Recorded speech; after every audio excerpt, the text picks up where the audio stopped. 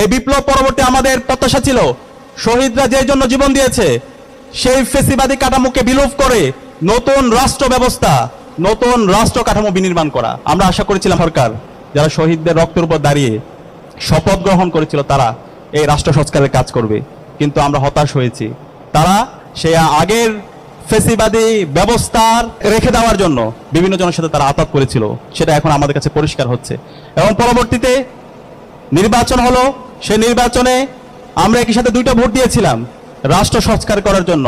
আমরা গণভোট দিয়েছিলাম এবং গণভোটে আজকের যিনি প্রধানমন্ত্রী তিনিও ক্যাম্পেইন করেছেন, তিনি হায়ের পক্ষে ক্যাম্পেইন করেছেন। এবং আমরা আশা করেছিলাম এই নির্বাচন পরবর্তী যারাই নির্বাচিত হোক এই রাষ্ট্র ব্যবস্থা সংস্কার হবে। এই 55 বছর জুড়ে বাংলাদেশে যে এই ফেসিবাদী কাঠামোর মাধ্যমে এই অঞ্চলের মানুষের উপর জুলুম করা হয়েছে সেই জুলুম থেকে আমরা মুক্তি পাবো, কিন্তু আমরা হতাশ হয়েছি যে এই গণভোটে জনরায় এসেছে সেই জনরায়কে এখন বর্তমান সরকার তারা অস্বীকার করছে।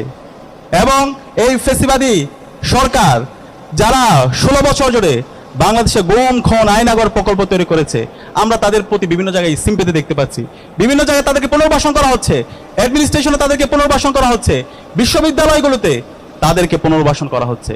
আমরা সাবধান করছি, আমরা বর্তমান সরকারকে বলতে চাই যে এই জমিনে শহীদদের রক্ত পড়েছে সেই জমিনে ইনসাফ বিজয় হবে ইনশাআল্লাহ। এবং যারা শহীদদের সাথে প্রতারণা করবে, শহীদদের রক্তের সাথে যারা গাদ্দারি করবে তারা ধুলোর সাথে মিশে যাবে। সুতরাং আপনাদের সুযোগ আছে সবাইকে সাথে নিয়ে জুলাই বিপ্লবের শহীদদের যে আকাঙ্ক্ষা, গণভোটের যে জনরায় এসেছে সেই জনরায় আপনারা বাস্তবায়ন করেন। এবং জুলাই স্মৃতি জাদুঘর এখন পর্যন্ত আপনারা চালু করেন নাই, সবকিছু প্রস্তুত অবস্থায় আছে। অনত বিলম্বে এই জুলাই স্মৃতি জাদুঘরকে আপনারা চালু করেন এবং আমাদের সকল শহীদদের তালিকা রাষ্ট্রের পক্ষ থেকে প্রস্তুত করে শহীদদেরকে রাষ্ট্রীয় সম্মাননা প্রদান করে